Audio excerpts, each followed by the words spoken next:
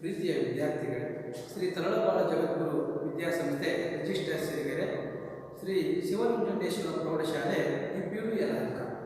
ನನ್ನ ಹೆಸರು ವೀರನಗೌಡ ಎಸ್ ಆತೇನಹಳ್ಳಿ. ನನ್ನ ವಿಷಯ ವಿಜ್ಞಾನ.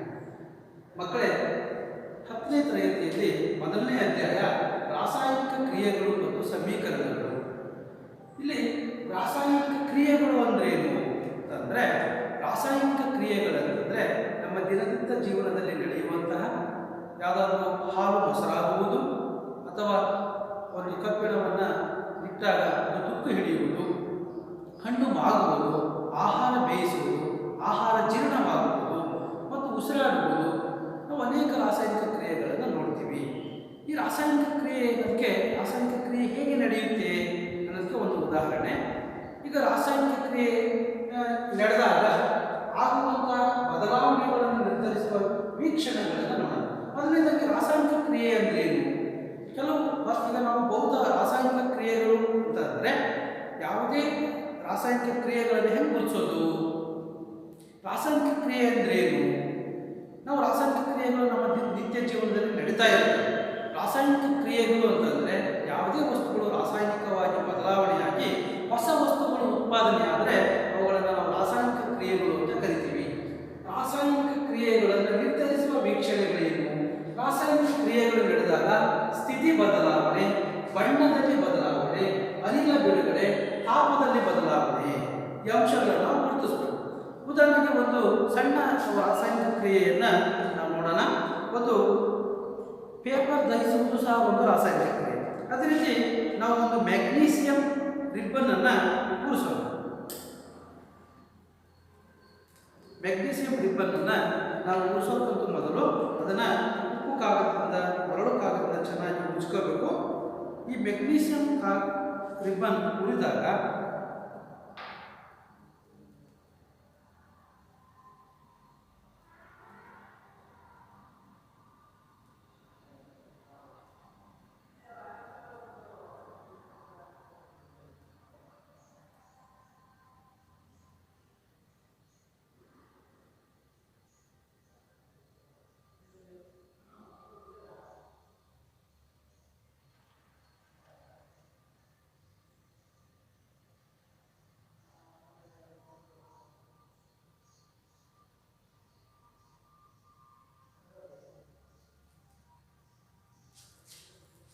ಮ್ಯಾಗ್ನೀಸಿಯಂ ಗಾಳಿಯಲ್ಲಿ ಉಳಿದಾಗ ಅದು ಮ್ಯಾಗ್ನೀಸಿಯಂ ಆಕ್ಸೈಡ್ ಆಗಿ ಬದಲಾವಣೆ ಆಗುತ್ತದೆ. ಇದು ಒಂದು ರಾಸಾಯನಿಕ ಕ್ರಿಯೆ. ಮ್ಯಾಗ್ನೀಸಿಯಂ ಪಟ್ಟಿಯನ್ನು ನಾವು ಉಳಿಸಿದಾಗ ಅದು ಮ್ಯಾಗ್ನೀಸಿಯಂ ಆಕ್ಸೈಡ್ ಆಗಿ ಪರಿವರ್ತನೆ ಆಗುತ್ತದೆ. Magnesium plus oxygen gives rise to magnesium oxide. ಇದನ್ನು ನಾವು ಪದ ಸಮೀಕರಣ ಅಂತ ಕರಿತೀವಿ. ಈ ರಾಸಾಯನಿಕ ಸಮೀಕರಣಗಳು ಅಂದ್ರೆ ಏನು ಅಂತಂದ್ರೆ, ರಾಸಾಯನಿಕ ಕ್ರಿಯೆಗಳನ್ನು ಪದಗಳ ರೂಪದಲ್ಲಿ ಅಥವಾ ನಾವು ಸಂಯುಕ್ತ ಅಥವಾ ಅಣುಸೂತ್ರಗಳ ರೂಪದಲ್ಲಿ ಬರೆದಾಗ ಅದನ್ನು ನಾವು ರಾಸಾಯನಿಕ ಕ್ರಿಯೆಗಳು ಮತ್ತು ರಾಸಾಯನಿಕ ಸಮೀಕರಣ ಅಂತ ಕರಿತೀವಿ. ರಾಸಾಯನಿಕ ಸಮೀಕರಣಗಳನ್ನು ಬರೆಯೋದೆಂಗೆ? ರಾಸಾಯನಿಕ ಸಮೀಕರಣಗಳನ್ನು ಬರೆಯುವುದು. ರಾಸಾಯನಿಕ ಸಮೀಕರಣಗಳನ್ನು ಇನ್ನೂ ಸಂಕ್ಷಿಪ್ತವಾಗಿ ನಾವು ಅವುಗಳ ಧಾತು ಮತ್ತು ಸಂಯುಕ್ತ ರೂಪದಲ್ಲಿ ವ್ಯಕ್ತಪಡಿಸುವುದು.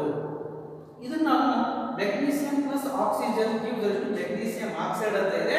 ಬಟ್ ಇದು ಸರಿಯಾದ ಸಮೀಕರಣ ಅಲ್ಲ, ಇದು ಕಚ್ಚಾ ಸಮೀಕರಣ. ಈ ಸಮೀಕರಣವನ್ನು ಸರಿದೂಗಿಸೋದು ಹೇಗೆ ಅಂತಂದ್ರೆ, ಎಡಭಾಗದಲ್ಲಿರುವಂತಹ ಧಾತುಗಳು, ಉದಾಹರಣೆಗೆ ರಾಸಾಯನಿಕ ಸಮೀಕರಣಗಳನ್ನು ಸರಿದೂಗಿಸುವುದು ಅನ್ನೋದನ್ನ ನೋಡೋಣ. ರಾಸಾಯನಿಕ ಸಮೀಕರಣಗಳನ್ನು ಸರಿದೂಗಿಸೋದು ಹೇಗೆ? ರಾಸಾಯನಿಕ ಸಮೀಕರಣಗಳನ್ನು ಬರೆಯೋದು ಹೇಗೆ ಮತ್ತು ಅದನ್ನು ಸರಿದೂಗಿಸೋದು ಹೇಗೆ ಅನ್ನೋದನ್ನು ನೋಡೋಣ. ಉದಾಹರಣೆ, ನಾವು ಮ್ಯಾಗ್ನೀಸಿಯಂ ಅನ್ನು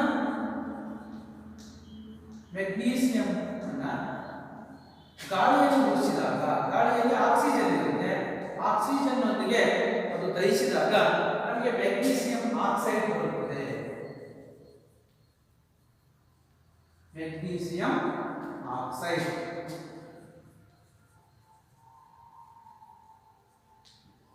ಈ ಸಮೀಕರಣವನ್ನು ನಾವು ಎರಡು ಭಾಗ ಮಾಡ್ಕೋಬೇಕು.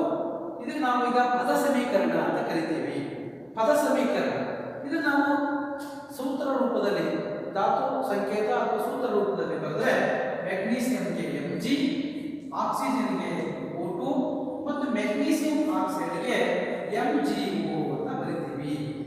ಬಟ್ ಇಲ್ಲಿ ಆಕ್ಸಿಜನ್ ಇಲ್ಲಿ ಎರಡಿದೆ, ಇಲ್ಲಿ ಒಂದಿದೆ, ಆದ್ದರಿಂದ ಇದು ಸರಿದೂಗಿದ ಸಮೀಕರಣ. ಇದನ್ನು ಸರಿದೂಗಿಸೋದು ಹೇಗೆ ಅಂತಂದ್ರೆ ನಾವು ರಾಸಾಯನಿಕ ಸಮೀಕರಣವನ್ನು ಸರಿದೂಗಿಸೇ ಬರೀಬೇಕು. ಇದನ್ನು ನಾವು ಎರಡು ಭಾಗ ಮಾಡ್ಕೋಬೇಕು. ಇದನ್ನು ನಾವು LHS ಲೆಫ್ಟ್ ಹ್ಯಾಂಡ್ ಸೈಡ್, ಇದನ್ನು ನಾವು ರೈಟ್ ಹ್ಯಾಂಡ್ ಸೈಡ್ ಅಂತ ಬರ್ಕೋಬೇಕು. RHS ಅಥವಾ ಇದನ್ನ ಎಡಭಾಗ, ಇದನ್ನ ಬಲಭಾಗ ಅಂತ ಬರ್ಕೋಬೇಕು. ಈಗ ನಾವು ಎಡಭಾಗದಲ್ಲಿರುವ ಧಾತುಗಳ ಸಂಖ್ಯೆ ಬಲಭಾಗದಲ್ಲಿರುವ ಧಾತುಗಳ ಸಂಖ್ಯೆಗೆ ಹೋಲಿಕೆ ಆಗುತ್ತೆ. ಉದಾಹರಣೆಗೆ ಮೆಗ್ನೀಸಿಯಂ ಮತ್ತು ಆಕ್ಸಿಜನ್ ಇದೆ, ಮೆಗ್ನೀಸಿಯಂ ಇದೆ, ಆಕ್ಸಿಜನ್ ಇದೆ. ಎಡಭಾಗದಲ್ಲಿ ಮೆಗ್ನೀಸಿಯಂ ಒಂದಿದೆ, ಆಕ್ಸಿಜನ್ ಎರಡಿದೆ. ಬಲಭಾಗದಲ್ಲಿ ಮೆಗ್ನೀಸಿಯಂ ಒಂದಿದೆ, ಆಕ್ಸಿಜನ್ ಒಂದಿದೆ. ಅದರಿಂದ ಈ ಸಂಖ್ಯೆ 3 ಆಯಿತು, ಈ ಸಂಖ್ಯೆ 2. ಅದನ್ನ ಸರಿದೂಗಿಸೋದು ಹೇಗೆ ಅಂತಂದ್ರೆ ಇಲ್ಲಿ 2 ಇದೆಯಲ್ಲ, ಈ ಕಡೆಗೂ ಸಹ 2 ಬರಬೇಕು. ಗೊತ್ತಾಯ್ತಾ? ಅದಕ್ಕೆ ನಾವು ಇದನ್ನ ಈ ತರ ಬ್ರಾಕೆಟ್ ಹಾಕೊಂಡು ಇದನ್ನ 2ರಿಂದ ಗುಣಿಸೋದು. ಅವಾಗ ಮೆಗ್ನೀಸಿಯಂ ಸಹ 2 ಆಯಿತು, ಮೆಗ್ನೀಸಿಯಂ ಸಹ 2 ಆಯಿತು ಮತ್ತು ಆಕ್ಸಿಜನ್ ಸಹ 2 ಆಯಿತು. ಟೋಟಲ್ ಇದು 2 ಆಯಿತು. ನೆಕ್ಸ್ಟ್ ಇದು ಸಹ 2 ಆಯಿತು. ಈಗ ಇದು 4 ಆಯಿತು, ಒಟ್ಟು 4 ಆಯಿತು. ನೆಕ್ಸ್ಟ್ ಇದು 3 ಆಯಿತು. ಅದಕ್ಕೆ ಇದನ್ನು ಸಹ ನಾವು ಈ ಭಾಗದಲ್ಲಿ 2 ಬರೀಬೇಕು. ಇಲ್ಲಿ 2 ಇದೆ, ಇಲ್ಲಿ 2 ಬರುತ್ತೆ, ಇದು ಸಹ 2 ಆಯಿತು. ಈಗ ಆಲ್ರೆಡಿ ಇದು ಇದೆ, ಆದ್ದರಿಂದ 1 × 2 ಇದು 4 ಆಯಿತು. ಎಡಭಾಗದಲ್ಲಿರುವ ಧಾತುಗಳ ಸಂಖ್ಯೆ ಬಲಭಾಗದಲ್ಲಿರುವ ಧಾತುಗಳ ಸಂಖ್ಯೆಗೆ ಹೋಲಿಕೆಯಾದಾಗ ಇದನ್ನು ನಾವು ಸರಿದೂಗಿದ ಸಮೀಕರಣ ಅಂತ ಕರಿತೀವಿ. ಸರಿದೂಗಿಸಿದ ಸಮೀಕರಣ ಅಂತ ಕರಿತೀವಿ. ಅದೇ ರೀತಿ ಇನ್ನೊಂದು ಸಮೀಕರಣವನ್ನು ಸರಿದೂಗಿಸೋಣ. ಈಗ ನಾವು ಇನ್ನೊಂದು ರಾಸಾಯನಿಕ ಕ್ರಿಯೆ, ಮೆಗ್ನೀಸಿಯಂ ಗಾಳಿಯಲ್ಲಿ ಉಳಿದಾಗ ಆಯಿತು, ಕಬ್ಬಿಣ ನೀರಿನೊಂದಿಗೆ ವರ್ತಿಸಿದಾಗ, ಕಬ್ಬಿಣ ನೀರಿನೊಂದಿಗೆ ವರ್ತಿಸಿದಾಗ ಸತು ಸಲ್ಫ್ಯೂರಿಕ್ ಆಮ್ಲ,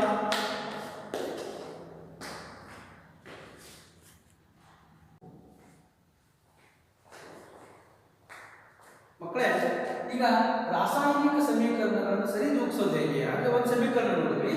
ಈಗ ಇದು 2ನೇ ಸಮೀಕರಣ, ಸತು ಪ್ಲಸ್ ಸಲ್ಫ್ಯೂರಿಕ್ ಆಮ್ಲ ಸತುವಿನ ಸಲ್ಫೇಟ್ ಪ್ಲಸ್ ಹೈಡ್ರೋಜನ್. ಇದು ನಾವು ಸಂಕೇತ ರೂಪದಲ್ಲಿ ಬರೆದಾಗ Zn plus H2SO4 ZnSO4 plus H2. ಈ ಸಮೀಕರಣ ಕಚ್ಚಾ ಸಮೀಕರಣವನ್ನು ಪಕ್ಕಾ ಸಮೀಕರಣವನ್ನು ಅಂತ ನೋಡೋದು ಹೇಗೆ ಅಂತಂದ್ರೆ ಈಗ Zn ಈ ಸಮೀಕರಣದಲ್ಲಿರುವ ಎಡಭಾಗದಲ್ಲಿರುವ ಧಾತುಗಳ ಸಂಖ್ಯೆಯನ್ನು ನಾವು ಬರ್ಕೋಬೇಕು. ನಂತರ RHS ಬಲಭಾಗದಲ್ಲಿರುವ ಧಾತುಗಳ ಸಂಖ್ಯೆಯನ್ನ ಉತ್ಪನ್ನದಲ್ಲಿರುವ ಪರಮಾಣುಗಳನ್ನು ಹೋಲಿಕೆ ಮಾಡಬೇಕು, ಧಾತುಗಳಿಗೆ ಸಂಖ್ಯೆಗಳಿಗೆ ಹೋಲಿಕೆ ಮಾಡಬೇಕು. ಉದಾಹರಣೆ LHS, ಇಲ್ಲಿ ಇರುವಂತಹ ಧಾತುಗಳು ಸತು, ಹೈಡ್ರೋಜನ್, ಸಲ್ಫರ್ ಮತ್ತು ಆಕ್ಸಿಜನ್.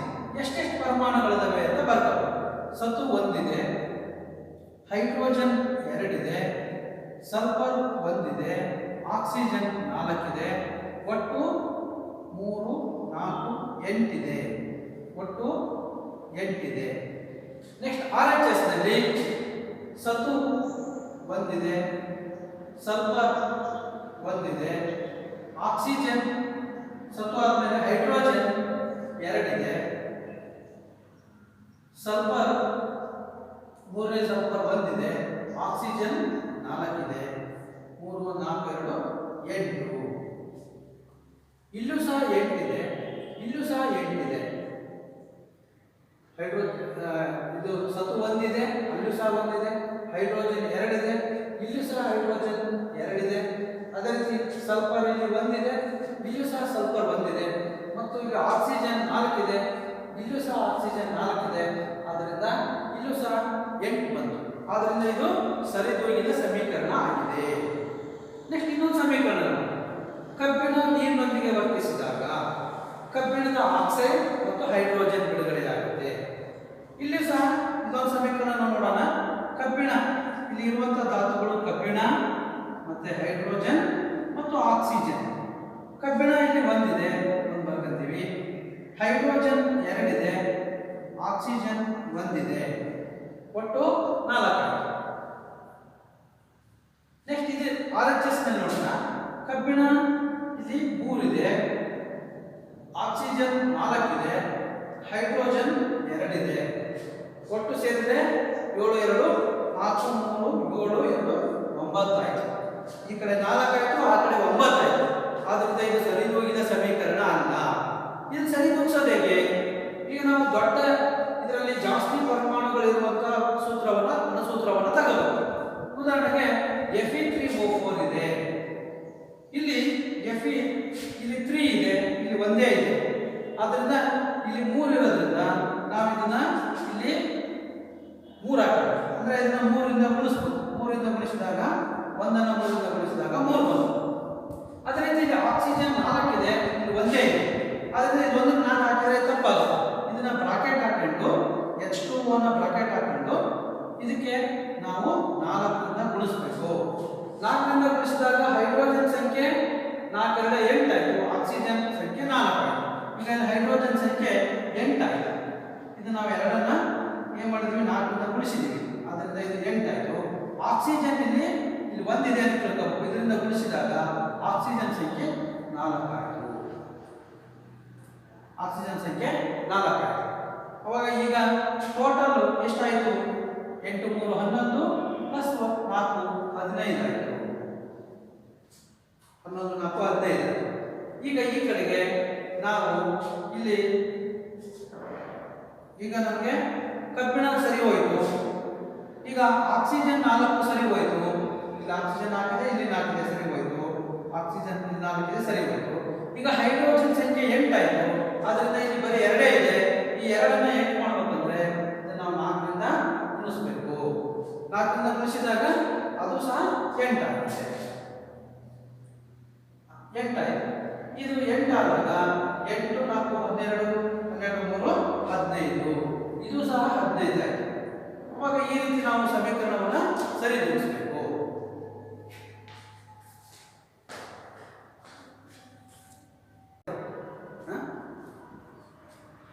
ಮಕ್ಕಳೇ, ರಾಸಾಯನಿಕ ಕ್ರಿಯೆಗಳಲ್ಲಿ 4 ವಿಧಗಳು: ಸಂಯೋಗ ಕ್ರಿಯೆ, ವಿಭಜನ ಕ್ರಿಯೆ, ಸ್ಥಾನಪಲ್ಲಟ ಕ್ರಿಯೆ, ದ್ವಿಸ್ಥಾನಪಲ್ಲಟ ಕ್ರಿಯೆ. ಸಂಯೋಗ ಕ್ರಿಯೆ, ವಿಭಜನ ಕ್ರಿಯೆ, ಸ್ಥಾನಪಲ್ಲಟ ಕ್ರಿಯೆ, ದ್ವಿಸ್ಥಾನಪಲ್ಲಟ ಕ್ರಿಯೆ ಅಥವಾ ವಿನಿಮಯ ಕ್ರಿಯೆ. ಈಗ ಸಂಯೋಗ ಕ್ರಿಯೆಯ ಕ್ರಿಯೆ ಉದಾಹರಣೆಗಳು ಸಂಯೋಗ ಅಂದ್ರೆ ಗೊತ್ತಿದೆ. ಸಂಯೋಗ ಅಂದ್ರೆ ಕೂಡೋದು. ಈಗ 2 ಅಥವಾ ಹೆಚ್ಚು ಪ್ರತಿವರ್ತಕಗಳು ರಾಸಾಯನಿಕವಾಗಿ ವರ್ತಿಸಿ ಒಂದೇ ಒಂದು ಉತ್ಪನ್ನ ನೀಡುವ ಕ್ರಿಯೆಯನ್ನ ಸಂಯೋಗ ಕ್ರಿಯೆ ಅಂತ ಕರಿತೀವಿ. ಈಗ ಕ್ಯಾಲ್ಸಿಯಂ ಆಕ್ಸೈಡ್ ಅನ್ನ ಸುಣ್ಣ ಅಂತ ಕರಿತೀವಿ. ನೀರಿನೊಂದಿಗೆ ಬೆರೆಸಿದಾಗ ನಮಗೆ ಕ್ಯಾಲ್ಸಿಯಂ ಹೈಡ್ರಾಕ್ಸೈಡ್ ಪ್ಲಸ್ ಉಷ್ಣ ಬಿಡುಗಡೆ ಆಗುತ್ತೆ. ರಾಸಾಯನಿಕ ಸಮೀಕರಣಗಳನ್ನು ಬರೆಯಬೇಕಾದ್ರೆ ಅವುಗಳ ಭೌತ ಸ್ಥಿತಿಗಳನ್ನು ಮೆನ್ಷನ್ ಮಾಡಬೇಕು. ಅವುಗಳ ಭೌತ ಸ್ಥಿತಿಗಳು ಯಾವ್ಯಾವಪ್ಪ ಅಂತ 4: ಘನ, ದ್ರವ, ಅನಿಲ ಮತ್ತು ಜಲೀಯ ದ್ರಾವಣ. ಘನ ಅಂದ್ರೆ S, ದ್ರವ ಅಂದ್ರೆ L, ಅನಿಲ ಅಂದ್ರೆ G, ಜಲೀಯ ದ್ರಾವಣ ಅಂದ್ರೆ AQ. ಈ ತರ ಬ್ರಾಕೆಟ್ ಅಲ್ಲಿ ಹಾಕಿ. ಈಗ ನಾವು ಕ್ಯಾಲ್ಸಿಯಂ ಆಕ್ಸೈಡ್ ನೀರಿನೊಂದಿಗೆ ಬೆರೆತಾಗ, ಉದಾಹರಣೆಗೆ ನಾವಿಲ್ಲಿ ಕ್ಯಾಲ್ಸಿಯಂ ಆಕ್ಸೈಡ್ ಅನ್ನ ತಗೊಳ್ಳೋಣ. ಕ್ಯಾಲ್ಸಿಯಂ ಆಕ್ಸೈಡ್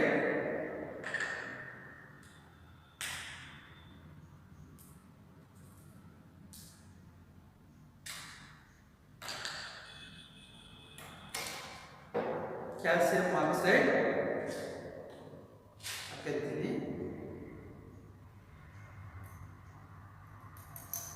ಕ್ಯಾಲ್ಸಿಯಂ ಆಕ್ಸೈಡ್ ನೀರಿನೊಂದಿಗೆ ವರ್ತಿಸಿದಾಗ ಈ ಕ್ರಿಯೆ ಬಹಿರುಷ್ಣಕ ಕ್ರಿಯೆಯಾಗಿದೆ. ಯಾವ ಉತ್ಪನ್ನದೊಂದಿಗೆ ಉಷ್ಣವನ್ನು ಬಿಡುಗಡೆ ಮಾಡ್ತವೋ ಅವು ಬಹಿರುಷ್ಣಕ ಕ್ರಿಯೆಯಾಗಿರ್ತವೆ. ಇದು ಬಿಸಿಯಾಗಿದೆ. ಇದು ಸುಟ್ಟ ನೀರಿನೊಂದಿಗೆ ಬೆರೆಸಿದಾಗ ಇದು ತಾಪವನ್ನು ಬಿಡುಗಡೆ ಮಾಡುತ್ತದೆ. ಇದಕ್ಕೆ ನಾವು ಬಹಿರುಷ್ಣಕ ಕ್ರಿಯೆ ಅಂತ ಸಹ ಕರಿತೀವಿ. ಈಗ ಸಂಯೋಗ ಕ್ರಿಯೆ ಅಂದರೆ ಇಲ್ಲಿ 2 ಉತ್ಪನ್ನಗಳು, 2 ಪ್ರತಿವರ್ತಕಗಳು ರಾಸಾಯನಿಕವಾಗಿ ವರ್ತಿಸಿ ಒಂದೇ ಉತ್ಪನ್ನ ನೀಡುವ ಕ್ರಿಯೆಯನ್ನ ನಾವು ರಾಸಾಯನಿಕ ಸಂಯೋಗ ಕ್ರಿಯೆ ಅಂತ ಕರಿತೀವಿ. ಅದೇ ರೀತಿ ನಾವು ಇನ್ನೂ ಹೆಚ್ಚಿನ ಉದಾಹರಣೆಗಳನ್ನು ಮಾಡಬೇಕಾದ್ರೆ ಈಗ ಬಹಿರುಷ್ಣಕ ಕ್ರಿಯೆ ಅಂತ ಹೇಳಿದೆ. ಬಹಿರುಷ್ಣಕ ಕ್ರಿಯೆ ಅಂತಂದ್ರೆ ಉತ್ಪನ್ನ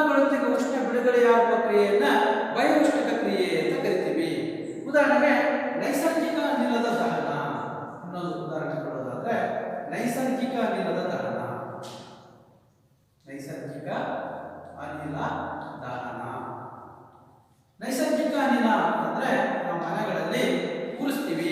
ಉದಾಹರಣೆಗೆ methane plus oxygen gives rise to ನಮಗೆ ಕಾರ್ಬನ್ ಡೈಆಕ್ಸೈಡ್ ಮತ್ತು ನೀರು ಬರುತ್ತೆ. CO2 plus H2O. ಈಗ ನಾವು ಮೀಥೇನ್ ಅಂತಕ್ಕಂಥದ್ದು ಅನಿಲ ಜಿ ಬರ್ತಿದ್ದೀವಿ, ಆಕ್ಸಿಜನ್ ಅನಿಲ, ಕಾರ್ಬನ್ ಡೈಆಕ್ಸೈಡ್ ಅನಿಲ ಮತ್ತೆ ನೀರು ಸಹ ಅನಿಲ ಆವಿ ಸ್ಥಿತಿಯಲ್ಲಿ ಇರುತ್ತೆ. ಇದು ಬಿಡುಗಡೆಯಾದಾಗ ನಮಗೆ ಉಷ್ಣ ಬಿಡುಗಡೆ ಆಗುತ್ತೆ. ಈ ರಾಸಾಯನಿಕ ಕ್ರಿಯೆ ನಡೆದಾಗ ಉಷ್ಣ ಬಿಡುಗಡೆ ಆಗುತ್ತೆ. ಇದು ಒಂದು ಬಹಿರೋಷ್ಣಕ ಕ್ರಿಯೆ. ಅದೇ ರೀತಿ ನಾವು ಉಸಿರಾಟ ಕ್ರಿಯೆ ನಡೆಸಿದಾಗಲೂ ಸಹ ಅದು ಬಹಿರೋಷ್ಣಕ ಕ್ರಿಯೆಗೆ ಉದಾಹರಣೆಯಾಗಿದೆ. ಉಸಿರಾಟ ಉದಾಹರಣೆಗೆ ತಿಂದಂಥ ಆಹಾರ ದೇಹದಲ್ಲಿ ಜೀರ್ಣಗೊಂಡು ಅದು ಗ್ಲೂಕೋಸ್ ಆಗುತ್ತೆ. ಈ ಗ್ಲೂಕೋಸ್ ಜೀವಕೋಶಗಳಿಗೆ ಆಕ್ಸಿಜನ್ನೊಂದಿಗೆ ಸಂಯೋಗವಾಗಿ ನಮಗೆ ಕಾರ್ಬನ್ ಡೈಆಕ್ಸೈಡ್ ಮತ್ತು ನೀರು ಆಗಿ ಪರಿವರ್ತನೆ ಆಗುತ್ತೆ. ಈ ರೀತಿ ನಾವು C6H12O6 plus 6O2 C6H12O6 glucose plus 6O2 gives rise to ಇದು ನಮಗೆ 6CO2 plus 6H2O plus ಶಾಖ ಬಿಡುಗಡೆ ಆಗುತ್ತೆ. ಇದು ಒಂದು ಬಹಿರೋಷ್ಣಕ ಕ್ರಿಯೆಯಾಗಿದೆ. ಈ ಒಂದು ಇದನ್ನ ನಾವು ಬಹಿರೋಷ್ಣಕ ಕ್ರಿಯೆ ಅಂತ ಕರಿತೀವಿ. ಇದು ಸಂಯೋಗ ಕ್ರಿಯೆ ಉದಾಹರಣೆ. ಈ ಮೂರು ಉದಾಹರಣೆ ನೋಡ್ಕೊಳ್ಳಿ. ಎರಡು ಅಥವಾ ಹೆಚ್ಚು ಪ್ರತಿವರ್ತಕಗಳು ರಾಸಾಯನಿಕವಾಗಿ ವರ್ತಿಸಿ ಒಂದೇ ಉತ್ಪನ್ನ ನೀಡುವಂಥ ಕ್ರಿಯೆಯನ್ನ ನಾವು ರಾಸಾಯನಿಕ ಸಂಯೋಗ ಕ್ರಿಯೆ ಅಂತ ಕರಿತೀವಿ. ಈಗ ನಾವು ವಿಭಜನೆ ಕ್ರಿಯೆ ಅಂತ ನೋಡೋಣ.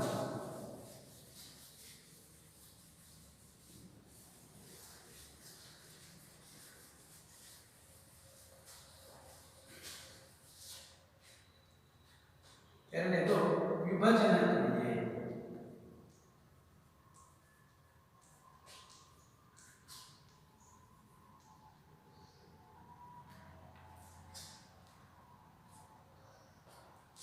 ವಿಭಜನಾ ಕ್ರಿಯೆಗೆ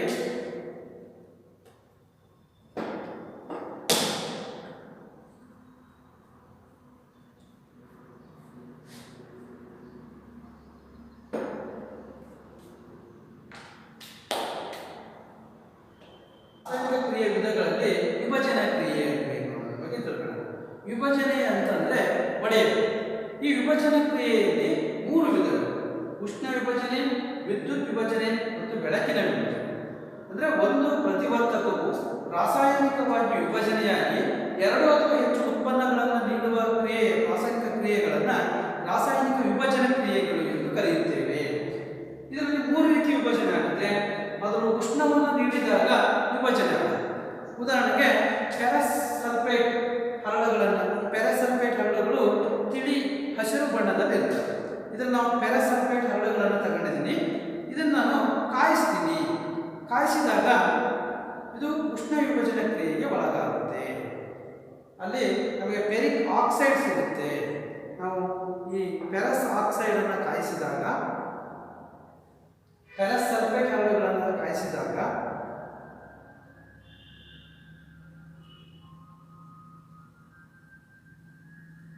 ಫೆರಿಕ್ ಆಕ್ಸೈಡ್, ಸಲ್ಫರ್ ಡೈಆಕ್ಸೈಡ್ ಮತ್ತು ಸಲ್ಫರ್ ಟ್ರೈಆಕ್ಸೈಡ್ ಉಂಟಾಗುತ್ತದೆ.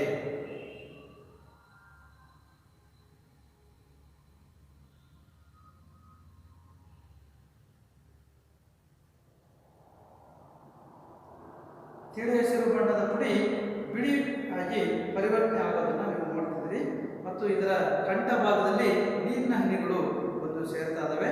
ಮತ್ತು ಇಲ್ಲಿ ಕಂದು ಬಣ್ಣದ ಸಲ್ಫರ್ ಡೈಆಕ್ಸೈಡ್ ಮತ್ತು ಸಲ್ಫರ್ ಟ್ರೈಆಕ್ಸೈಡ್ ಅನಿಲಗಳು ಬಿಡುಗಡೆ ಆಗ್ತಾ ಇದ್ದಾವೆ.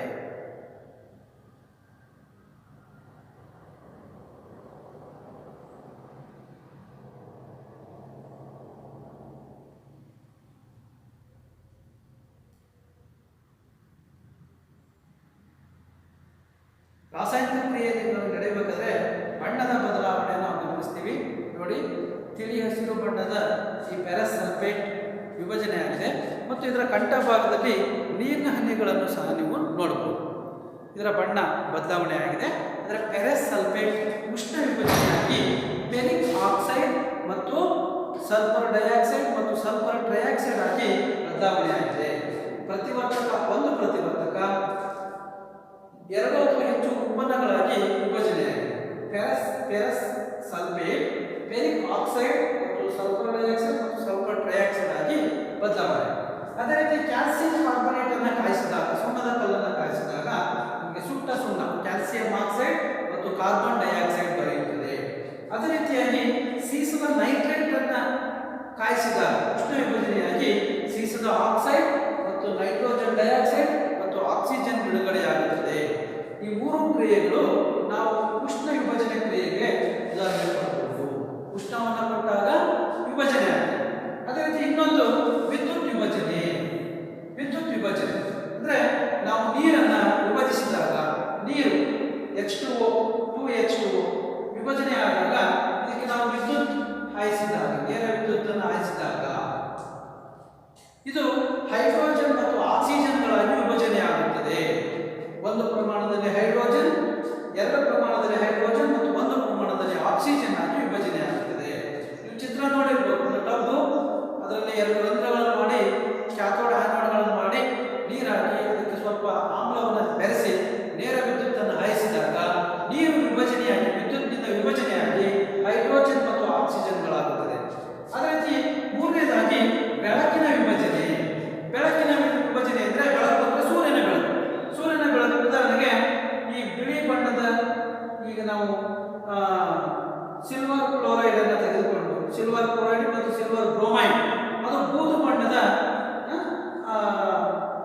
ಸಿಲ್ವರ್ ಆಗಿ ಪರಿವರ್ತನೆ ಆಗುತ್ತೆ.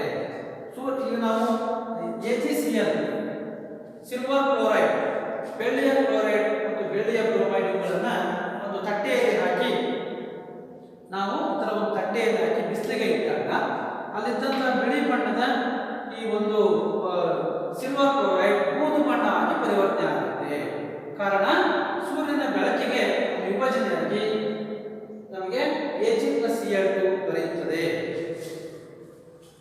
ಈಗ ನಾವು ಇವಕ್ಕೆ ಅಂತರುಷ್ಣಕ ಕ್ರಿಯೆಗಳು ಅಂತ ಕರಿತೀವಿ. ಯಾಕಂದ್ರೆ ಯಾವುದೇ ರಾಸಾಯನಿಕ ಕ್ರಿಯೆಗಳಿಗೆ ನಡೆಯಬೇಕಾದ್ರೆ ನಾವು ಉಷ್ಣವನ್ನು ಕೊಟ್ಟಾಗ ಉಷ್ಣವನ್ನು ಹೀರಿಕೊಂಡು ನಡೆಯುವಂಥ ರಾಸಾಯನಿಕ ಕ್ರಿಯೆಗಳು, ಉಷ್ಣ ಅಥವಾ ವಿದ್ಯುತ್ ಮತ್ತು ಬೆಳಕು, ಈ ಮೂರು ಹೀರಿಕೊಂಡು ನಡೆಯುವಂಥ ಕ್ರಿಯೆಗಳು, ಶಕ್ತಿಯನ್ನು ಹೀರಿಕೊಂಡು ನಡೆಯುವಂಥ ಕ್ರಿಯೆಗಳನ್ನ ನಾವು ಅಂತರುಷ್ಣಕ ಕ್ರಿಯೆಗಳು ಅಂತ ಕರಿತೀವಿ.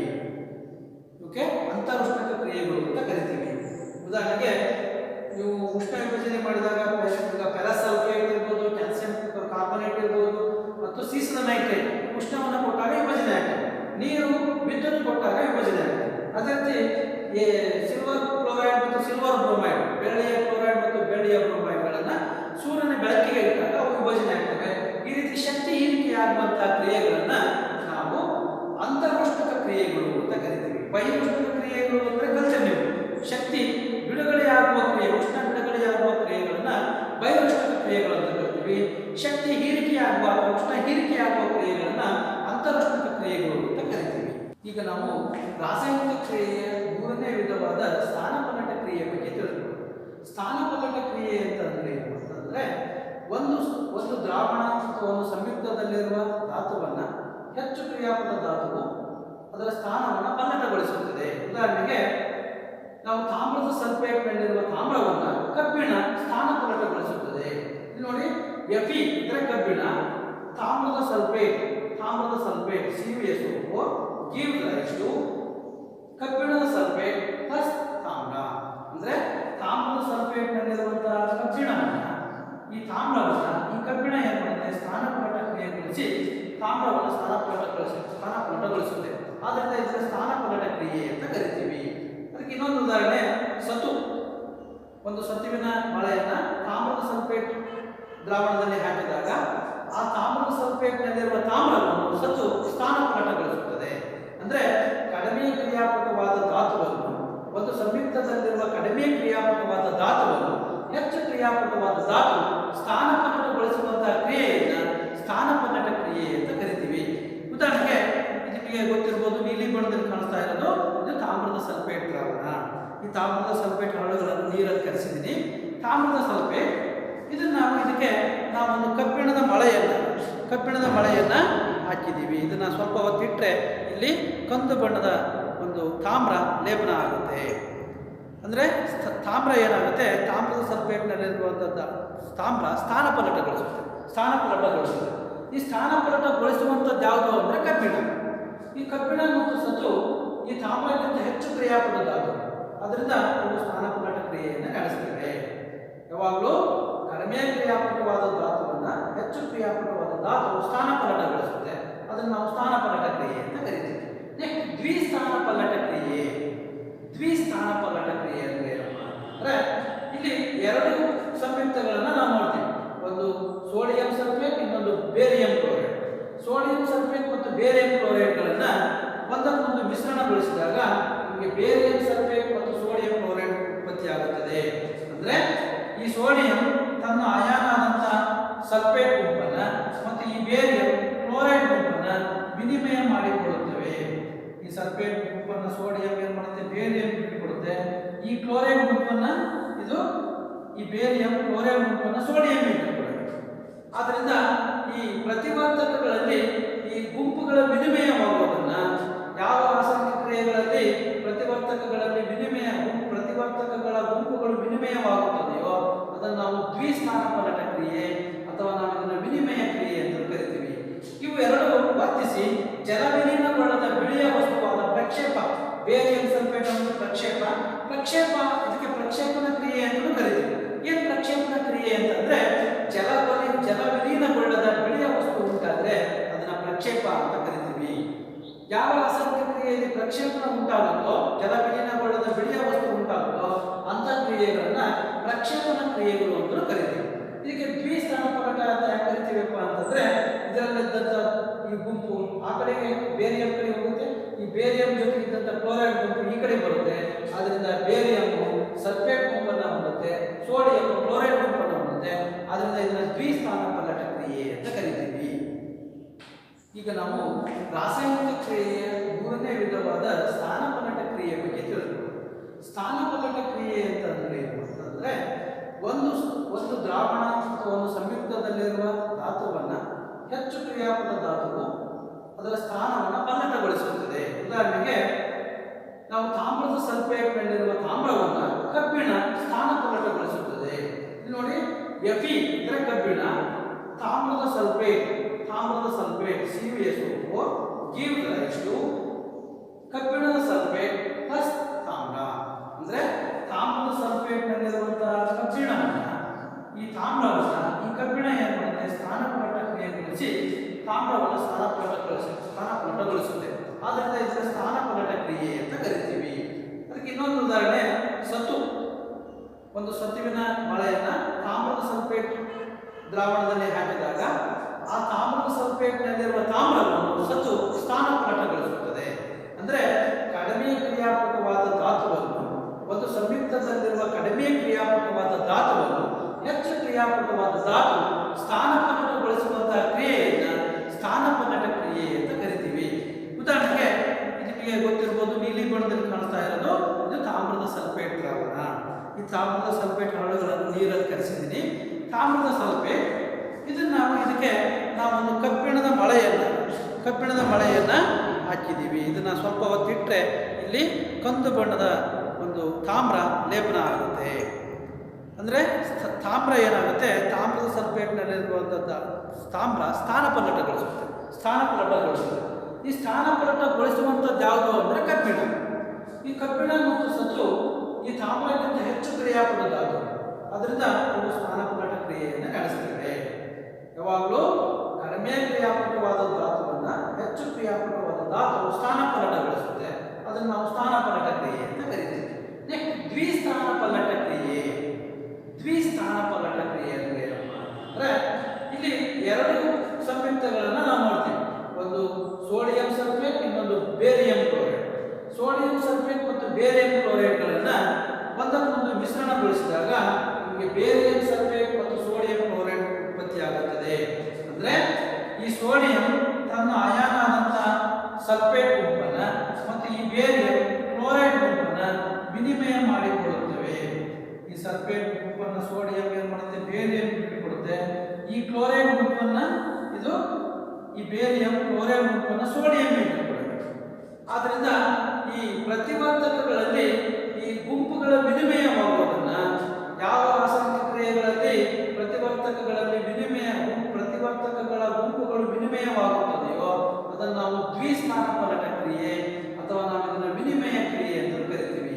ಇವು ಎರಡು ವರ್ತಿಸಿ ಜಲವಿಲೀನಗೊಳ್ಳದ ಬಿಳಿಯ ವಸ್ತುವಾದ ಪ್ರಕ್ಷೇಪ, ಬೇರಿಯಂ ಸಲ್ಫೇಟ್ ಅನ್ನು ಪ್ರಕ್ಷೇಪ ಇದಕ್ಕೆ ಪ್ರಕ್ಷೇಪಣ ಕ್ರಿಯೆ ಎಂದು ಕರಿತೀವಿ. ಏನು ಪ್ರಕ್ಷೇಪಣ ಕ್ರಿಯೆ ಅಂತಂದ್ರೆ ಜಲವಿಲೀನಗೊಳ್ಳದ ಬಿಳಿಯ ವಸ್ತು ಉಂಟಾದ್ರೆ ಅದನ್ನ ಪ್ರಕ್ಷೇಪ ಅಂತ ಕರಿತೀವಿ. ಯಾವ ರಾಸಾಯನಿಕ ಕ್ರಿಯೆಯಲ್ಲಿ ಪ್ರಕ್ಷೇಪಣ ಉಂಟಾಗುತ್ತೋ, ಜಲವಿಲೀನಗೊಳ್ಳದ ಬಿಳಿಯ ವಸ್ತು ಉಂಟಾಗುತ್ತೋ ಅಂತ ಕ್ರಿಯೆಗಳನ್ನ ಪ್ರಕ್ಷೇಪಣ ಕ್ರಿಯೆಗಳು ಅಂತ ಕರಿತೀವಿ. ಇದಕ್ಕೆ ದ್ವಿಸ್ಥಾನಪಲಟ ಅಂತ ಯಾಕೆ ಕರಿತೀವಪ್ಪ ಅಂತಂದ್ರೆ ಇದರಲ್ಲಿದ್ದಂಥ ಈ ಗುಂಪು ಆ ಕಡೆಗೆ ಬೇರಿಯಂ ಕಡೆ ಹೋಗುತ್ತೆ, ಈ ಬೇರಿಯಂ ಜೊತೆ ಇದ್ದಂಥ ಕ್ಲೋರೈಡ್ ಗುಂಪು ಈ ಕಡೆ ಬರುತ್ತೆ. ಆದ್ದರಿಂದ ಬೇರಿಯಂ ಸಲ್ಫೇಟ್ ಗುಂಪನ್ನು ಹೊಂದುತ್ತೆ, ಸೋಡಿಯಂ ಕ್ಲೋರೈಡ್ ಗುಂಪನ್ನು ಹೊಂದುತ್ತೆ. ಆದ್ದರಿಂದ ಇದನ್ನ ದ್ವಿಸ್ಥಾನಪಲಟ ಕ್ರಿಯೆ ಅಂತ ಕರಿತೀವಿ. ಮಕ್ಕಳೇ, ಈಗ ರಾಸಾಯನಿಕ ಕ್ರಿಯೆಗಳ 4 ವಿಧಗಳು ಮುಗಿದು ಈಗ ಉತ್ಕರ್ಷಣ ಮತ್ತು ಅಪಕರ್ಷಣ ಕ್ರಿಯೆಗಳು ಅಥವಾ ರಿಡಕ್ಷನ್ ಆಕ್ಸಿಡೇಷನ್ ರಿಯಾಕ್ಷನ್ಸ್ ಅಂತ ಕರಿತೀವಿ. ಈಗ ನಾವು ಒಂದು ತಾಮ್ರದ ಪುಡಿಯನ್ನು ಒಂದು ವಾಚ್ ಗ್ಲಾಸಲ್ಲಿ ಹಾಕಿ ಒಂದು ಪ್ಲೇಟಲ್ಲಿ ಹಾಕಿ ತಾಮ್ರದ ಪುಡಿಯನ್ನು ಕಾಯಿಸಿದಾಗ ಆ ತಾಮ್ರದ ಪುಡಿ, ಒಂದು ಬಣ್ಣದ ತಾಮ್ರದ ಪುಡಿ ಕಪ್ಪು ಬಣ್ಣಕ್ಕೆ ಬದಲಾವಣೆ ಆಗುತ್ತೆ. ಅಂದರೆ ಗಾಳಿಯಲ್ಲಿರುವ ಆಕ್ಸಿಜನ್ ವರ್ತಿಸಿ ಅದು ತಾಮ್ರದ ಆಕ್ಸೈಡ್ ಆಗುತ್ತೆ. ಯಾವ ಧಾತು ಆಕ್ಸಿಜನ್ ಅನ್ನು ಪಡೆದುಕೊಳ್ಳುತ್ತೋ ಅದನ್ನು ಉತ್ಕರ್ಷಣ ಕ್ರಿಯೆ, ಆಕ್ಸಿಡೇಷನ್ ರಿಯಾಕ್ಷನ್ ಅಂತ ಕರಿತೀವಿ. ಇದು ನಾವು Cu plus O2 give rise to 2CO ಅಂದರೆ ತಾಮ್ರದ ಆಕ್ಸೈಡ್ ಉತ್ಪತ್ತಿ ಆಗುತ್ತೆ. ಈ ತಾಮ್ರದ ಆಕ್ಸೈಡ್ ಕಪ್ಪು ಬಣ್ಣದಲ್ಲಿರುತ್ತೆ. ಈ ಕಪ್ಪು ಬಣ್ಣದ ತಾಮ್ರದ ಆಕ್ಸೈಡ್ ಅನ್ನ ನಾವು ಹೈಡ್ರೋಜನ್ ಅನಿಲವನ್ನು ಹಾಯಿಸಿದಾಗ ಅದನ್ನು ಬಿಸಿಯಾದ ತಾಮ್ರದ ಆಕ್ಸೈಡಿನ ಮೇಲೆ ಹೈಡ್ರೋಜನ್ ಅನಿಲವನ್ನು ಹಾಯಿಸಿದಾಗ ಮತ್ತೆ ಅದು ಕಂದು ಬಣ್ಣದ ತಾಮ್ರವಾಗಿ ಬದಲಾವಣೆ ಆಗುತ್ತೆ. ಅವಾಗ ಅಲ್ಲಿದ್ದಂಥ ಹೈಡ್ರೋಜನ್ ಅದು ಉತ್ಕರ್ಷಣೆಗೊಂಡು ನೀರಾಗುತ್ತೆ. ಆಮೇಲೆ ತಾಮ್ರದ ಆಕ್ಸೈಡ್ ಅಪಕರ್ಷಣೆಗೊಂಡು ಆಕ್ಸಿಜನ್ ಅನ್ನು ಕಳ್ಕೊಂಡು ಅದು ತಾಮ್ರ ಆಗುತ್ತೆ. ಹಾಗಾದ್ರೆ ಆಕ್ಸಿಡೇಷನ್ ಉತ್ಕರ್ಷಣೆ ಅಂದ್ರೆ ಏನು, ರಿಡಕ್ಷನ್ ಅಪಕರ್ಷಣೆ ಅಂದ್ರೆ ಏನು ಅಂದ್ರೆ ಯಾವ ಧಾತುಗಳು ಆಕ್ಸಿಜನ್ ರಾಸಾಯನಿಕ ಕ್ರಿಯೆ ನಡೆದಾಗ ಆಕ್ಸಿಜನ್ ಅನ್ನು ಪಡೆದುಕೊಳ್ಳುತ್ತವೋ ಅವು ಉತ್ಕರ್ಷಣ, ಆ ಕ್ರಿಯೆಯನ್ನು ನಾವು ಉತ್ಕರ್ಷಣ ಕ್ರಿಯೆ ಅಂತ ಕರಿತೀವಿ. ಯಾವ ಧಾತುಗಳು ಆಕ್ಸಿಜನ್ ಅನ್ನು ಬಿಟ್ಟುಕೊಡ್ತವೋ ಅವುಗಳನ್ನು ನಾವು ಅಪಕರ್ಷಣ ಕ್ರಿಯೆ, ಆಕ್ಸಿಜನ್ ಅನ್ನು ಕಳ್ಕೊಂಡ್ರೆ ಅದಕ್ಕೆ ಅಪಕರ್ಷಣ ಕ್ರಿಯೆ ಅಂತ ಕರಿತೀವಿ. ಇದಕ್ಕೆ ರೆಡಾಕ್ಸ್ ರಿಯಾಕ್ಷನ್ ಅಂತ ಕರೀತಾರೆ. Reduction and oxidation, reduction and oxidation. Reduction ಅಂತ ಅಂದ್ರೆ ಅಪಕರ್ಷಣ, ಆಕ್ಸಿಜನ್ ಬಿಟ್ಕೊಡೋದು. ಆಕ್ಸಿಡೇಷನ್ ಅಂದ್ರೆ ಉತ್ಕರ್ಷಣೆ, ಆಕ್ಸಿಜನ್ ಪಡೆದುಕೊಳ್ಳೋದು. ನೆಕ್ಸ್ಟ್ ಇನ್ನೊಂದು ಸಂಕ್ಷಾರಣ ಅಥವಾ ನಶಿಸುವಿಕೆ ಅಂತ ಕರಿತೀವಿ. ಲೋಹಗಳು ಆಮ್ಲೀಯ ತೇವಾಂಶ ಮತ್ತು ಲೋಹಗಳಿಗೆ ತೇವಾಂಶ ಮತ್ತು ಆಮ್ಲೀಯ ಅಂತಹ ಪದಾರ್ಥಗಳು ಅವುಗಳ ಮೇಲೆ ದಾಳಿ ಮಾಡಿದಾಗ ಅಥವಾ ಅವುಗಳಿಗೆ ಆಕ್ರಮಣಕ್ಕೊಳಪಟ್ಟಾಗ ಈ ಕಬ್ಬಿಣದಂತಹ ಲೋಹದ ವಸ್ತುಗಳು ಒಂದು ನಶಿಸುವಿಕೆಗೆ ಅಥವಾ ತುಕ್ಕು ಹಿಡಿಯುವ ಕ್ರಿಯೆಗೆ ಒಳಗಾಗುತ್ತವೆ. ಇದನ್ನು ಸಂಕ್ಷಾರಣ ಅಂತ ಕರಿತೀವಿ. ಈಗ ಲೋಹದ ಸೇತುವೆಗಳಿರ್ಬೋದು, ಲೋಹದ ಉಪಕರಣಗಳು, ಸಲಿಕೆ, ಗುದ್ಲಿ, ಹಾರೆ, ಕುಡುಗೋಲು, ಇವು ತುಕ್ಕು ಹಿಡಿಯೋದನ್ನ ನಾವು ನೋಡ್ತೀವಿ. ಈ ತುಕ್ಕು ಹಿಡಿಯುವಿಕೆಗೆ ಸಂಕ್ಷಾರಣ ಅಂತ ಕರಿತೀವಿ. ನೆಕ್ಸ್ಟ್ ಕಮಟುವಿಕೆ. ಕೊಬ್ಬು ಅಥವಾ ಎಣ್ಣೆಯಿಂದ ಕರೆದಂಥ ಪದಾರ್ಥಗಳು, ಕೊಬ್ಬು ಮತ್ತು ಎಣ್ಣೆಯನ್ನು ಹೊಂದಿದಂಥ ಪದಾರ್ಥಗಳು ಗಾಳಿಯಲ್ಲಿರುವ ಆಮ್ಲಜನಕದೊಂದಿಗೆ ಸೇರಿ ಅಥವಾ ಅವುಗಳೊಂದಿಗೆ ವರ್ತಿಸಿ ವಾಸನೆ ಮತ್ತು ರುಚಿಯಲ್ಲಿ ಬದಲಾವಣೆ ಆಗುತ್ತವೆ ಅಥವಾ ಆಕ್ಸಿಡೇಷನ್ ಕ್ರಿಯೆಗೆ, ಉತ್ಕರ್ಷಣ ಕ್ರಿಯೆಗೆ ಒಳಗಾಗುತ್ತವೆ. ಅವುಗಳನ್ನು ನಾವು ಕಮಟುವಿಕೆ ಅಂತ ಕರಿತೀವಿ. ಕೊಬ್ಬು ಮತ್ತು ಎಣ್ಣೆಯ ಪದಾರ್ಥಗಳು ಗಾಳಿಗೆ ತೆರೆದಿಟ್ಟಾಗ ಆಮ್ಲಜನಕದೊಂದಿಗೆ ವರ್ತಿಸಿ ಉತ್ಕರ್ಷಣ ಕ್ರಿಯೆಗೆ ಒಳಗಾಗಿ ಅವುಗಳ ವಾಸನೆ ಮತ್ತು ರುಚಿ ಬದಲಾಗುವುದನ್ನು ಕಮಟುವಿಕೆ ಅಂತ ಕರಿತೀವಿ. ಅದೇ ರೀತಿ ನೀವು ಚಿಪ್ಸ್ ಪ್ಯಾಕೆಟ್ಗಳಲ್ಲಿ ಗಾಳಿ ತುಂಬಿರೋದನ್ನು ನೋಡಿರ್ತೀವಿ, ಅದು ಪ್ರತಿ ಉತ್ಕರ್ಷಕ. ಚಿಪ್ಸ್ಗಳನ್ನು ನಾವು ಎಣ್ಣೆಯಲ್ಲಿ ಕರೆದಿರ್ತೀವಿ ಆಲೂಗಡ್ಡೆಯನ್ನು, ಅದು ಕೊಬ್ಬಿನ ಪದಾರ್ಥ. ಅದು ಗಾಳಿಗೆ ತೆರೆದಿಟ್ಟಾಗ ಗಾಳಿಯಲ್ಲಿರುವ ಆಮ್ಲಜನಕದೊಂದಿಗೆ ವರ್ತಿಸಿ ಅದು ಕಮಟು ವಾಸನೆ ಅಥವಾ ಕಮಟುವಿಕೆಗೆ ಒಳಗಾಗುತ್ತದೆ. ಅದನ್ನು ತಡೆಗಟ್ಟಲಿಕ್ಕೆ ಆ ಚಿಪ್ಸ್ ಪ್ಯಾಕೆಟ್ಗಳ ಒಳಗಡೆಗೆ ನೈಟ್ರೋಜನ್ ಅನಿಲವನ್ನು ತುಂಬಿರ್ತಾರೆ. ನೈಟ್ರೋಜನ್ ಅನ್ನ ನಾವು ಪ್ರತಿ ಉತ್ಕರ್ಷಕ, ಆಂಟಿ ಆಕ್ಸಿಡೆಂಟ್ ಅಂತ ಕರಿತೀವಿ. ಈ ರೀತಿ ಪ್ರತಿ ಉತ್ಕರ್ಷಕವಾಗಿ ಬಳಸುವ ಅನಿಲ ಯಾವುದು ಅಂತ ಕೇಳ್ತಾರೆ, ಅದು ನೈಟ್ರೋಜನ್. ಇಲ್ಲಿಗೆ ಈ ಪಾಠ ಮುಕ್ತಾಯ. ಪ್ರೀತಿಯ ಮಕ್ಕಳೇ, ಈಗ ನಾವು ರಾಸಾಯನಿಕ ವಿಭಜನಾ ಕ್ರಿಯೆಯನ್ನು ನೋಡಿದ್ವಿ. ಈ ವಿಭಜನಾ ಕ್ರಿಯೆಯಲ್ಲಿ 3 ವಿಧ. ಒಂದು ಉಷ್ಣ ವಿಭಜನೆ,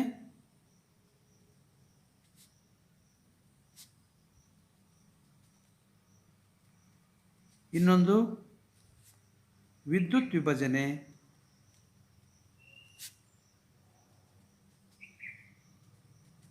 ಮೂರನೇದು ಬೆಳಕಿನ ವಿಭಜನೆ.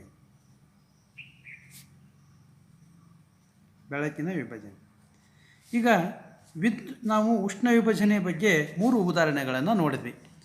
ಅದೇ ರೀತಿ ವಿದ್ಯುತ್ ವಿಭಜನೆಯಲ್ಲಿ ಒಂದು ಉದಾಹರಣೆ ನೋಡಿದ್ವಿ. ಅದ್ಯಾವುದಪ್ಪ ಅಂತಂದರೆ ನೀರಿನ ವಿದ್ಯುತ್ ವಿಭಜನೆ. H2O ನಾವು ವಿದ್ಯುತ್ನಿಂದ ವಿಭಜನೆಗೊಳಿಸಿದಾಗ ನಮಗೆ 2H2 + O2 ಅಂತಕ್ಕಂಥ 2 ವಸ್ತುಗಳು, ನಮಗೆ 2 ಅನಿಲಗಳು ಬರ್ತವೆ. ಅದೇ ರೀತಿ ಅದಕ್ಕೆ ಸಂಬಂಧಪಟ್ಟಂಥ ಒಂದು ಚಿತ್ರ ಇದೆ. ಆ ಚಿತ್ರನ ನಾವು ಹೆಂಗೆ ಮಾಡೋದು, ನೀರನ್ನು ವಿಭಜನೆ ಮಾಡೋದು ಹೆಂಗೆ ಅನ್ನೋದ್ರ ಬಗ್ಗೆ ನೋಡೋಣ. ಈಗ ನಾವು ಒಂದು ಮಗ್ಗನ್ನು ತೆಗೆದುಕೊಳ್ಬೇಕು. ಆ ಮಗ್ಗಿನ ಚಿತ್ರನ ಹೆಂಗೆ ಬರ್ಕೊಳೋದು ಅನ್ನೋದ್ರ ಬಗ್ಗೆ ನೋಡೋಣ. ಒಂದು ಥರದ ಒಂದು ಮಗ್ಗು,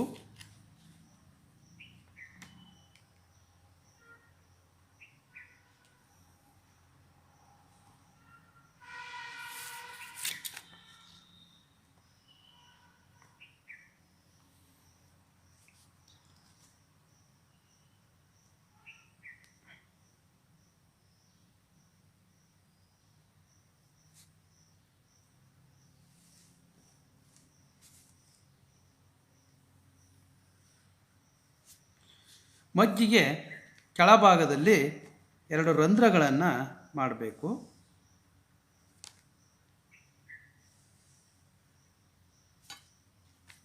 ಈ ಮಗ್ಗಿನ ಈ ಕೆಳಭಾಗದಲ್ಲಿ 2 ರಂಧ್ರಗಳನ್ನು ಮಾಡಬೇಕು. 2 ರಂಧ್ರಗಳನ್ನು ಮಾಡಿ ಅದಕ್ಕೆ ತಾಮ್ರದ ತಂತಿಯನ್ನು ಜೋಡಿಸಬೇಕು.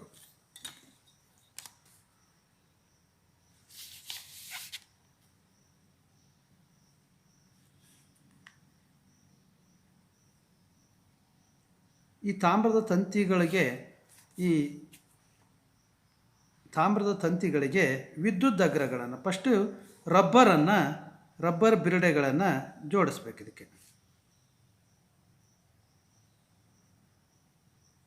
ಈ ಥರ ರಬ್ಬರ್ ಬಿರುಡೆಗಳು, ನಂತರ ಮೇಲೇನೂ ಸಹ 2 ರಬ್ಬರ್ ಬಿರುಡೆಗಳನ್ನು ಜೋಡಿಸ್ಬೇಕು. ಈ ರಬ್ಬರ್ ಬಿರುಡೆಗಳಿಗೆ, ಈ ತಾಮ್ರದ ತಂತಿಗೆ 2 ವಿದ್ಯುತ್ ಅಗ್ರಗಳನ್ನು ಜೋಡಿಸ್ಬೇಕು.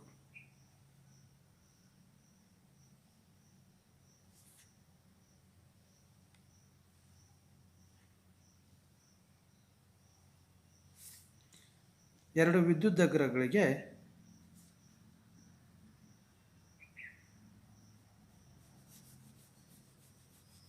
ಗ್ರಾಫೈಟ್ನ 2 ವಿದ್ಯುತ್ ಅಗ್ರಗಳನ್ನು ನಾವಿದಕ್ಕೆ ಈ ತಾಮ್ರದ ತಂತಿಗಳಿಗೆ ಜೋಡಿಸಬೇಕು.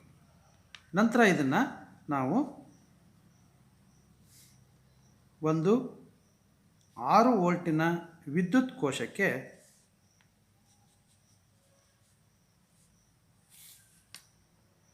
ಜೋಡಿಸಬೇಕು.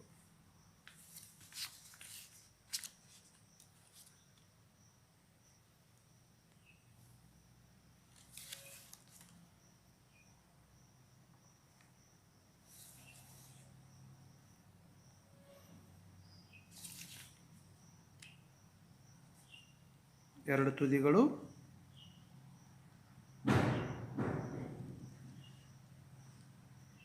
ಪ್ಲಸ್ ಮತ್ತು ಮೈನಸ್ 6 ವೋಲ್ಟ್ 6 ವೋಲ್ಟಿನ ವಿದ್ಯುತ್ ಕೋಶ.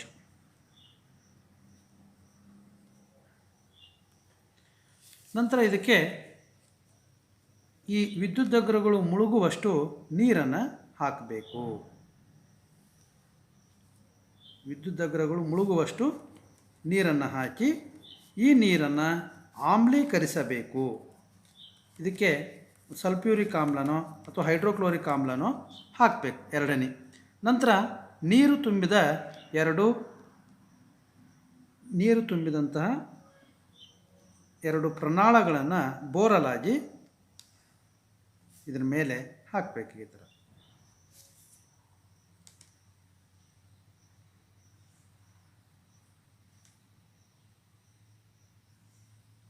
ಈ ವಿದ್ಯುದಗ್ರಗಳ ಮೇಲೆ ಈ ನೀರು ತುಂಬಿರ್ತಕ್ಕಂಥ 2 ಪ್ರನಾಳಗಳನ್ನು ಹಾಕಬೇಕು. ಇದರೊಳಗಡೆ ಮೊದಲಿಗೆ ನೀರು ತುಂಬಿರುತ್ತೆ. ನಂತರ ಇದಕ್ಕೆ ನಾವು ಸ್ವಿಚ್ ಆನ್ ಮಾಡಿದ ತಕ್ಷಣ ಇದರ ಮೂಲಕ ನೇರ ವಿದ್ಯುತ್ ಪ್ರವಾಹ ಆಗುತ್ತೆ. ನೇರ ವಿದ್ಯುತ್ ಪ್ರವಾಹ ಆದಾಗ ಈ ನೀರು ವಿಭಜನೆಗೊಂಡು ನಮಗೆ ಹೈಡ್ರೋಜನ್ ಪ್ಲಸ್ ಆಕ್ಸಿಜನ್ ಆಗುತ್ತದೆ. ಈ ಕಡೆ ಭಾಗದಲ್ಲಿ 2ರಷ್ಟು ಹೈಡ್ರೋಜನ್ ಕಲೆಕ್ಟ್ ಆದರೆ ಇಲ್ಲಿ 1 ಭಾಗದಷ್ಟು ಆಕ್ಸಿಜನ್ ಕಲೆಕ್ಟ್ ಆಗುತ್ತೆ. ಇಲ್ಲಿರ್ತಕ್ಕಂಥದ್ದು 1 ಭಾಗದಷ್ಟು ಇರ್ತಕ್ಕಂಥದ್ದು ಆಕ್ಸಿಜನ್, ಆಮ್ಲಜನಕ. 2ರಷ್ಟು ಕಲೆಕ್ಟ್ ಆಗಿರ್ತಕ್ಕಂಥದ್ದು ಹೈಡ್ರೋಜನ್.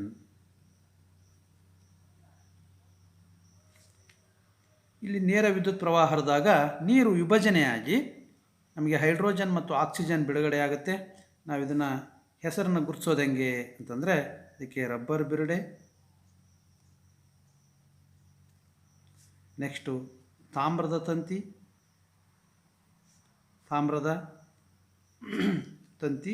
ನಂತರ ಇವಕ್ಕೆ ಗ್ರಾಫೈಟ್ ರಾಡ್ಗಳು, ಇದಕ್ಕೆ ನಾವು ಗ್ರಾಫೈಟ್ ದಂಡ ಅಂತ ಕರಿತೀವಿ.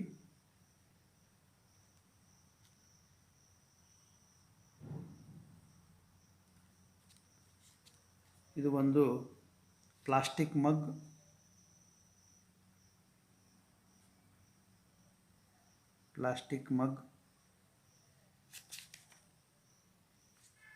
ನೆಕ್ಸ್ಟು ಇದರೊಳಗೆ ತುಂಬಿರ್ತಕ್ಕಂಥದ್ದು ಆಮ್ಲೀಕರಿಸಿದ ನೀರು, ಆಮೇಲೆ ಗ್ರಾಫೈಟ್ ದಂಡ. ಇದಾದಮೇಲೆ ಒಂದು ಕಡೆಗೆ ಆ್ಯನೋಡ್, ಒಂದು ಕಡೆಗೆ ಕ್ಯಾಥೋಡ್. ಈ ಕಡೆಗೆ ನಾವು ಇದನ್ನು ಆ್ಯನೋಡ್ ಅಂತ ಕರಿತೀವಿ. ಈ ಕಡೆಗೆ ಇದನ್ನು ಕ್ಯಾಥೋಡ್ ಅಂತ ಕರಿತೀವಿ. ಕ್ಯಾಟ್ ಅಯಾನ್ಗಳು ಬಂದು ಕೂತ್ಕೊಳ್ಳೋಂಥ ಜಾಗ ಇದು ಋಣಾಗ್ರ. ಈ ಕಡೆಗೆ ನಾವು ಆ್ಯನೋಡ್ ಅಂತ ಕರಿತೀವಿ. ಆ್ಯನೋಡ್ ಅಂದರೆ ಅಯಾನ್ಗಳು ಬಂದು ಕೂತ್ಕೊಳ್ಳೋದು. ಇದು ಧನಾಗ್ರ ಅಂತಲೂ ಕರಿತೀವಿ. ಇದಕ್ಕೆ ಧನಾಗ್ರ. ಈ ಕಡೆಗೆ ಋಣಾಗ್ರದ ಕಡೆಗೆ ಧನ ಅಯಾನ್ಗಳು ಬರ್ತಾವೆ. ಅಂದರೆ ಹೈಡ್ರೋಜನ್ H+ ಧನ ಅಯಾನು, ಆಕ್ಸಿಜನ್ O-, ಇದು ಋಣ ಅಯಾನ್. ಅದು ಆಕ್ಸಿಜನ್ನು ಇದಕ್ಕೆ ನಮಗೆ ಧನಾಗ್ರದ ಕಡೆಗೆ ಹೋಗುತ್ತೆ, ಯಾಕಂದರೆ ಇದು ಋಣ ಅಯಾನು. ಅದೇ ರೀತಿ ಹೈಡ್ರೋಜನ್ನು ಧನ ಅಯಾನು, ಇದು ಕ್ಯಾಥೋಡ್ ಕಡೆಗೆ ಬರುತ್ತೆ. ಅದಕ್ಕೆ ಇದನ್ನು ಕ್ಯಾಟ್ ಅಯಾನ್ ಅಂತ ಕರಿತೀವಿ. ಇದು ಕ್ಯಾಥೋಡ್ ಕಡೆಗೆ ಬರುತ್ತೆ. ಇದರಿಂದ ಕ್ಯಾಥೋಡು ಋಣಾಗ್ರದ ಕಡೆಗೆ ಬರುತ್ತೆ. ಇಷ್ಟು ಈ ಚಿತ್ರವನ್ನು ನೀವು ಈ ರೀತಿ ಅಭ್ಯಾಸ ಬಿಡೋದು. ಇದಕ್ಕೆ ನೀರಿನ ವಿದ್ಯುತ್ ವಿಭಜನೆ ಚಿತ್ರ ಅಂತ ಕರೀತಾರೆ. ನೀರಿನ ವಿದ್ಯುತ್